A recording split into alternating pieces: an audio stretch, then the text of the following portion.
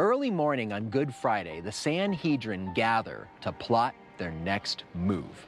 The previous night, they successfully charged Jesus with blasphemy, which is punishable by death. But according to Roman law, the Jews aren't allowed to carry out capital punishment on their own. They need to work with the local Roman authorities. That's why they gather to consider how to present Jesus to the governor of Judea, a man by the name of Pontius Pilate.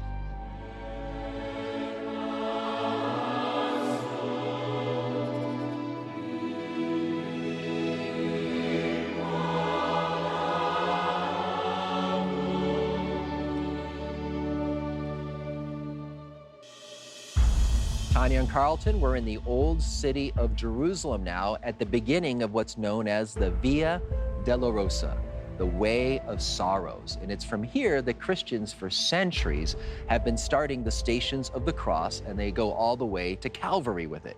And they're, of course, commemorating Jesus' own journey with the cross on Good Friday. And I think this is a good place for us to start thinking about the next trial Jesus faces, his trial before Pilate. We saw the night before that he was on trial before the Jewish Sanhedrin, and they condemned Jesus for death because of blasphemy.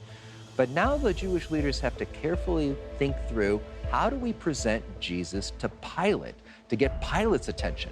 And I want you to notice a couple details. Mark's gospel tells us when they bring Jesus to Pilate, they have Jesus bound. They want to make Jesus look like a serious criminal. And then they come in large numbers, Luke's gospel tells us. The whole company of them all come together in a united front in solidarity to show this is a really serious matter, an urgent matter to deal with. So everything's perfectly choreographed in this opening move by the Sanhedrin. Now, when they present Jesus to Pilate, I want you to notice the accusations they make. And if you go to Luke chapter 23, verse 2, it says they began to accuse him. And the word accuse, that's a technical legal term when they're bringing charges against a criminal. And I just want you to think about this. What charges do you think the chief priests are going to present to Pilate about Jesus? Do you think they're going to go to Pilate and say, hey, Pilate, this is such an urgent matter. Jesus was blaspheming against our God. Is Pilate going to care about that? No, he's not going to care about that. He cares about the Roman order, maintaining peace. Are they going to come and say to Pilate, oh, Pilate, he was speaking badly about our temple? Again, Pilate's not going to care about that. Or, Pilate, this Jesus here, he said he's the Son of Man of Daniel chapter 7. Pilate is going to say, I don't care. But let's take a look at how they shift the emphasis. They're going to bring different kinds of charges against Jesus now before the Roman governor. So Tanya, maybe if you could read that for us in Luke 23, verse 2. And they began to accuse him, saying, we found this man perverting our nation and forbidding us to give tribute to Caesar, and saying that he himself is Christ, a king. So let's unpack this. They first say Jesus is perverting our nation. It's the idea of he's leading the people astray. He's leading the people astray from their loyalty that they're supposed to be giving to Rome. That's what they're accusing Jesus of. And they say he's forbidding us to give tribute to Caesar. Now, that's not true. Jesus never said you can't pay the taxes, but that's something that would grab the attention of the Roman governor. Oh, he's not letting the people pay the taxes. But it's the third charge that Pilate really latches onto when they say he's saying that he himself is Christ, a king. Now, that's something Pilate's going to be very concerned about. You can't have a rival king to Caesar. And so when Pilate starts questioning Jesus in the next verses, he says, are you a king? And then Jesus is going to give this response we saw he made the night before at the Sanhedrin. He says in verse 3, you have said so. Do you remember that? What does that mean, you have said so? It's that qualified affirmative. It's kind of like, yes, I am a king, but not necessarily in the way you think, Mr. Pilate. In other words, I am a king. And John's gospel tells us that Jesus says, my kingdom is not of this world, right? So Jesus is the true king, but he's not the revolutionary king that Pilate's thinking of here. And Pilate picks up on this pretty quickly. Pilate's used to dealing with revolutionaries. He knows what a revolutionary looks like, and he's talking to Jesus and realizes this ain't no revolutionary. And so he goes out and says, I don't find any charges against this man. That's what he tells the chief priests. But the chief priests don't back down. In fact, what's going to happen is they're going to double down. They're going to ratchet up the accusations. In the next verse, verse 5, it says, they were urgent, saying, he stirs up the people, teaching throughout all Judea, from Galilee even to this place. So now the chief priests are trying to paint a picture that Jesus is starting all these uprisings all the way in the north in Galilee, all the way down here to Jerusalem, and he's a dangerous man. And Pilate realizes, oh, they're really dead set against him. This isn't going to be easy. But Pilate hears one little detail that gives him a glimmer of hope. He hears that Jesus is from Galilee, and he knows that Galilee is Herod's jurisdiction. And so he's thinking, well, maybe I can just send Jesus off to Herod, because guess what? Herod happens to be in town this week, so I'll just shove this Jesus off to Herod, and I don't have to deal with this mess. And Luke's gospel tells us that Herod was actually longing to see Jesus. Let's take a look at chapter 23, verse 8. And Carlton, if you could please read that one for us. When Herod saw Jesus, he was very glad, for he had long desired to see him, because he had heard about him, and he was hoping to see some sign done by him. Now, there's two key words I want us to note, the words see and hear. Now, this first part of that sentence where it says Herod longed to see Jesus and had heard about Jesus, at first glance, we as readers might go, oh, that's some good news for Jesus. Jesus is finally getting a break. It's been pretty rough lately, but here's a fan. This is someone who wants to see Jesus. He's heard about Jesus. In fact, it might even recall something we find earlier in Luke's gospel when Jesus is talking to his disciples. He says to them, kings have longed to see what you see and to hear what you hear. And now here's a king who's longing to see Jesus because he's heard about him. See that language, see and hear, echo there? But the end of the sentence shows that it's not that great. There's an ominous note here. At the end of the sentence, it says, he was hoping to see some sign done by Jesus. Now, that's not a good sign, because in Luke's gospel in chapter 11, Jesus is quoted as saying that those who seek a sign are part of an evil generation. The idea is that people have been given the scriptures from Moses to the prophets. That should be enough for them to see the beauty of the law, the beauty of God's wisdom, fulfillment of prophecy. That should be enough of the signs that they need for their faith. But now Herod is described as being one of these people, like the many crowds in Galilee who wanted all these miracles and wonders to be performed. Herod is not approaching Jesus like a disciple humbly, wanting to hear from Jesus. A disciple like Mary, who kept all these things and pondered them in her heart. No, Herod is treating Jesus kind of like a trick show performer, just a wonder worker. And he's not approaching Jesus as a disciple. I think that's an important lesson for us, because when I reflect on this scene, I wonder how many times do I fall in the trap of being a little bit like Herod sometimes in my relationship with Jesus, where I'm doing all the talking and I'm asking Jesus for all these things to do for me. I want him to perform some signs for me. Jesus, fix this problem at work, or fix this problem in my parish, or this situation in my family, and I'm always giving him my list of needs. Now, God wants us to present our needs to him, of course, but do I also take time to humbly listen like a disciple, to hear God's word in my heart so I can live it? I think Jesus is inviting us in this scene to be more like Mary, who kept all these things and pondered them in her heart. In the end, Herod is going to join his soldiers in mocking Jesus, and he sends Jesus back to Pontius Pilate. And what we're going to see next is that while following Jesus as a disciple means humbly receiving his word into our hearts, receiving it as the truth that guides our lives, Pilate is going to have a really hard time with this, because Pilate doesn't even believe in truth.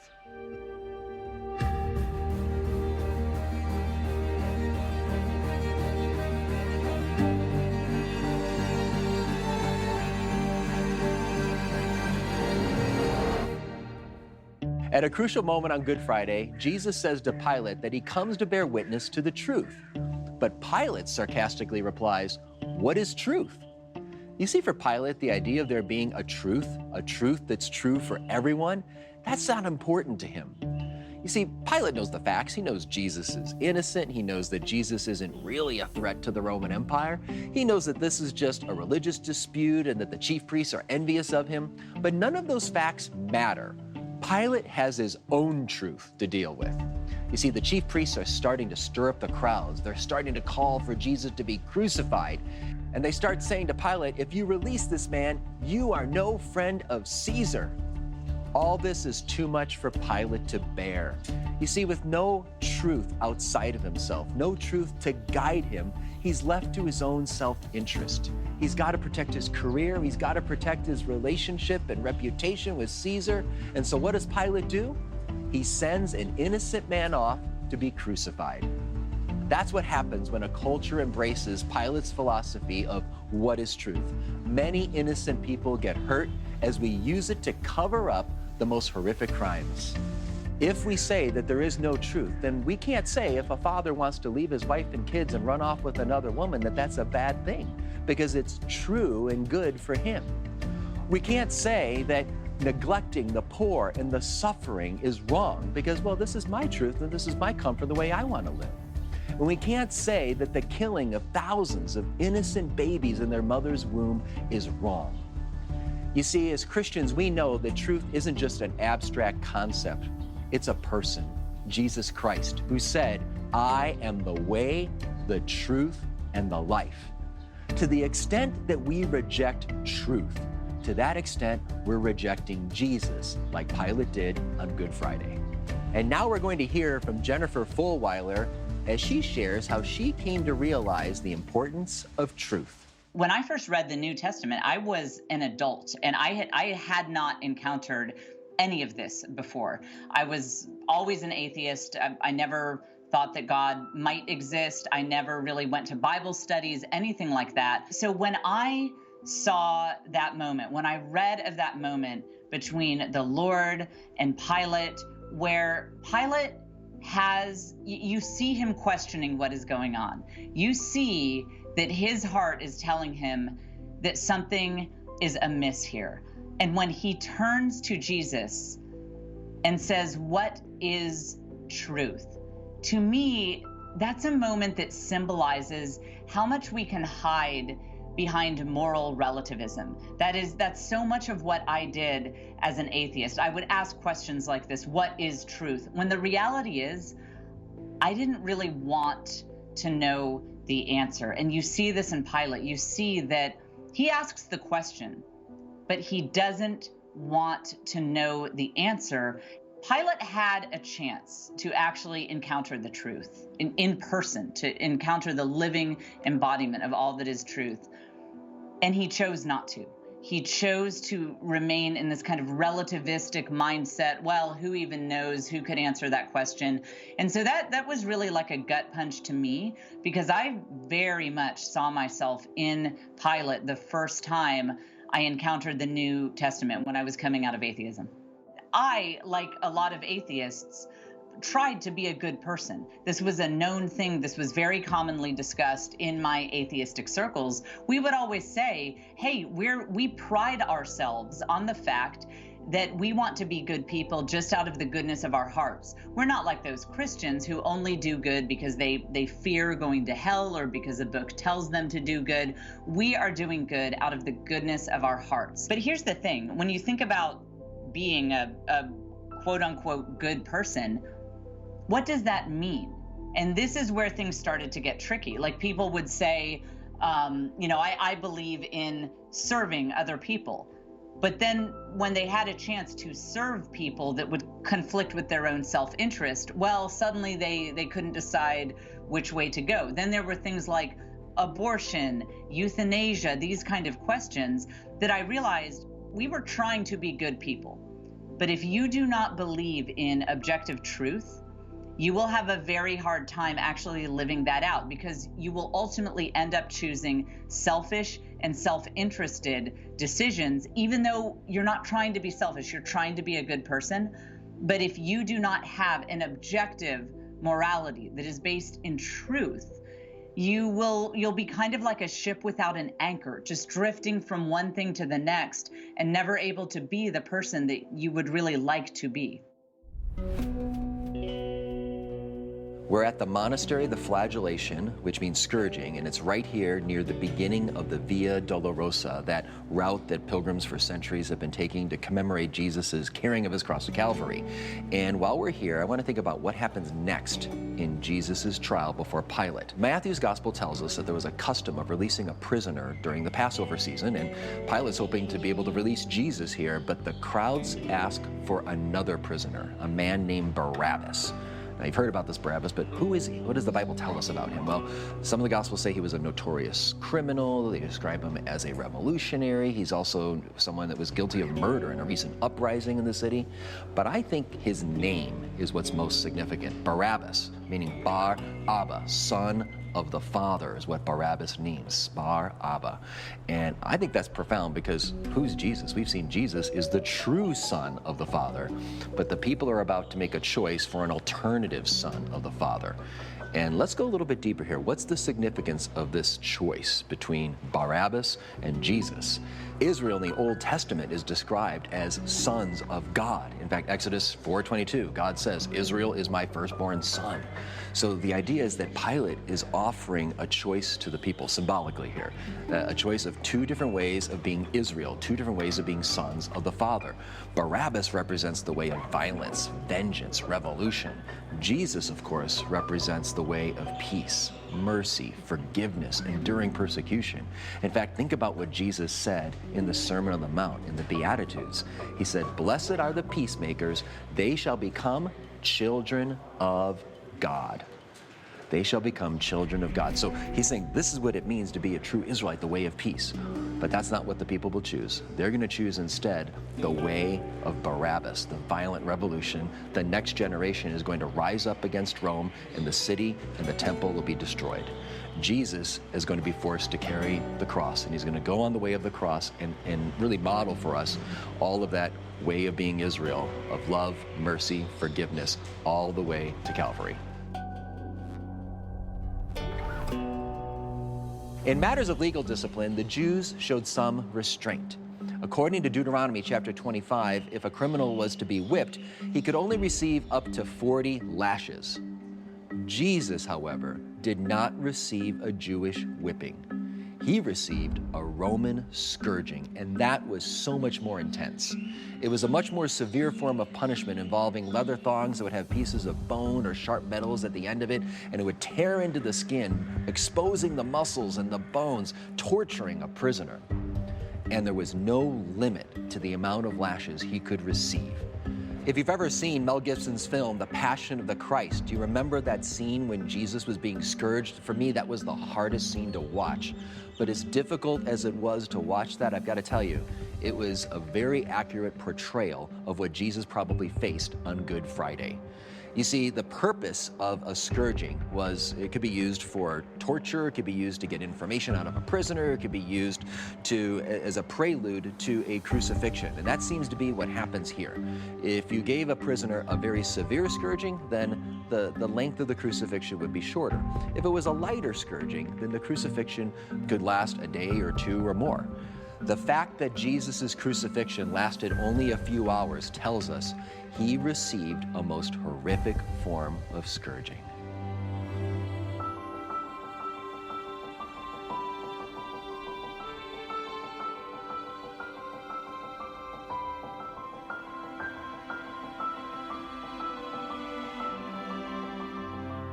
Imagine hundreds of soldiers bowing down before a man with a royal robe of purple, a scepter in his hand, and a crown on his head. They fall down and pay him homage, saying, "Hail, King." This would be a common sight in ancient Rome, as soldiers might fall on their knees and pay homage to the emperor and say, "Hail, Caesar." But in the Passion narratives, this is not about royal splendor. This is the height of humiliation, as the Roman soldiers do this to mock Jesus as a king. They strike him, they spit at him, they hit him on the head with a reed. Tragically, these soldiers are going to regret these actions one day, because as St. Paul says in Philippians chapter 2, at the name of Jesus, every knee must bend in heaven and on earth and under the earth. And these soldiers who were bowing down and kneeling before Christ, mocking him, are going to find themselves in the same position on their knees before him at the end of time.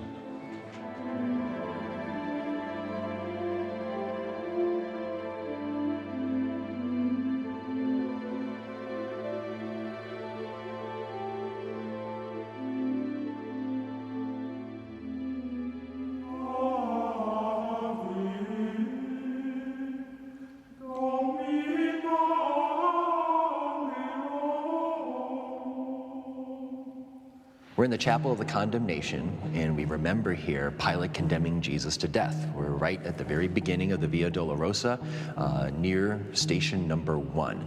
And I want to think about something Pilate says toward the end of the trial. He has just had Jesus scourged and crowned with thorns, utterly humiliated. Then he brings Jesus out to the crowds, and he says, "Behold the man." Now, what do these words mean? At a very basic level, Pilate's just shaming Jesus here. He's saying, what kind of man is this? This is a man that's been scourged and spit at and beaten and humiliated. Well, what kind of man is this? What a pitiful man this is. Is this such a pitiful man? Is he worthy of being crucified? Pilate's hoping that this will appease the bloodthirsty crowds. But I think that there's some deeper, richer theological meaning here as well. On one hand, it could bring to mind these words, "Behold the man," the prophecy from Daniel chapter 7 about the Son of Man that we looked at when we were over at Caiaphas' house.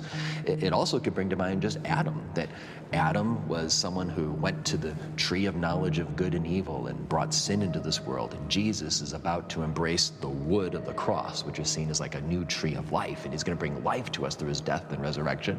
And he's going to be like the new Adam, the head of a new human family, all the followers of Jesus. But I think what's most in the background is a prophecy from Zechariah chapter 6, verses 12 and 13. I'd like us to take a look at that here, and we'll see the language Pilate uses is clearly echoing this prophecy. So if Carlton, you could read that for us, please. And say to him, "Thus says the Lord of hosts, behold the man, whose name is the branch, for he shall grow up in the place, and he shall build the temple of the Lord. It is he who shall build the temple of the Lord, and shall bear royal honor, and shall sit and rule upon his throne. And there shall be a priest by his throne, and peaceful understanding shall be between them both." Now, think about this passage here. Behold the man. That's the exact same language that's used in this prophecy here that Pilate uses. And so I think John's gospel is showing us something important, that this man in Zechariah 6, verses 12 and 13, this man is a king. He's a royal man. He's going to bear royal honor, it says in verse 13. He's going to rule upon his throne. And so I think the gospel writer puts this in the story, reminding us of Pilate's words, "Behold the man." We're just to mock Jesus. But it shows us something beautiful. And the gospel writers are noting something we've seen a number of times here, that people are going to be mocking Jesus, but they unwittingly are revealing something very important. They mock him as a king, but he really is a king. Behold the man. Oh, how could you crucify such a pitiful man? But for a Jewish reader hearing this story, this would bring to mind the Zechariah chapter 6 man, the royal man who's going to come, the future king. Jesus indeed is that true king. Pilate tries multiple times to have Jesus released, but the Jews and the crowds, they just keep pushing back on this. And there's something that they say that really shakes Pilate. I want to take a look at this because this becomes a major turning point in the trial scene. It comes in John's Gospel, chapter 19, verse 12. If you could read that for us, Tanya. Upon this, Pilate sought to release him, but the Jews cried out, "If you release this man, you are not Caesar's friend.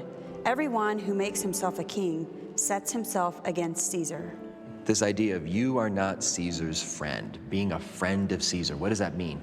In the ancient Greco-Roman world, the idea of being a friend of a ruler was a great honor. It was you were part of a group of people that were honored by the ruler. You were seen as very loyal, so you would maybe get some extra authority, or you were part of a team of trusted advisors for the ruler. And we have this in Rome. We know about the friends of Caesar or the friends of Augustus. So when the crowds say, "You are not Caesar's friend," they're striking at the very core of Pilate's identity as a Roman governor and his status as a friend of Caesar. And that really shakes him. I mean, they're basically saying, if you release Jesus, he's a rival king to Caesar, you release him, that's like treason. We're going to report you, and you're going to lose your status as a friend of Caesar. Now, this is almost too much for Pilate to bear. And I want to consider what happens next now. So Pilate says to the crowds, "Here's your king." Again, mocking Jesus, but hoping he can release Jesus. But they shout out, away with him, crucify him, crucify him." And then Pilate says, "Shall I crucify your king?" And then here in verse 15 of John's Gospel, chapter 19, we have these dramatic words. Listen to what the chief priests say. The chief priests answer, "We have no king but Caesar." Now, it would be hard to imagine words spoken that undermine the very faith that the chief priests are claiming to be defending. It's hard to imagine them saying something that's going to undermine that faith more than what they just said here. We have no king but Caesar. Here's why.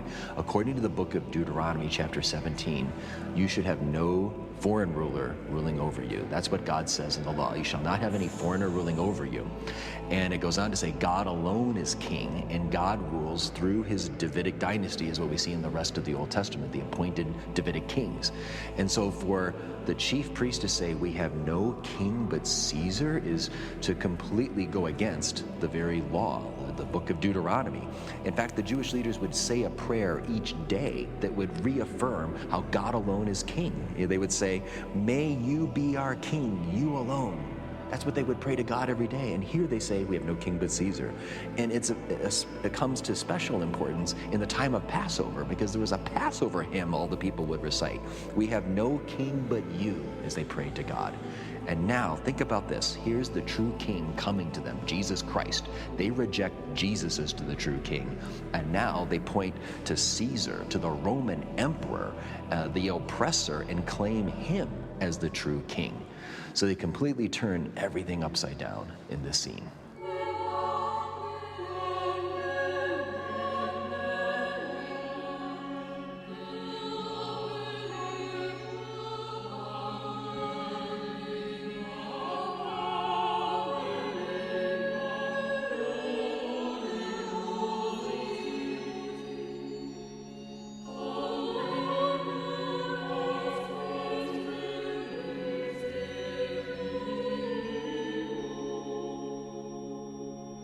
In the end, Pilate sends Jesus off to be crucified, but he tries to distance himself from this act.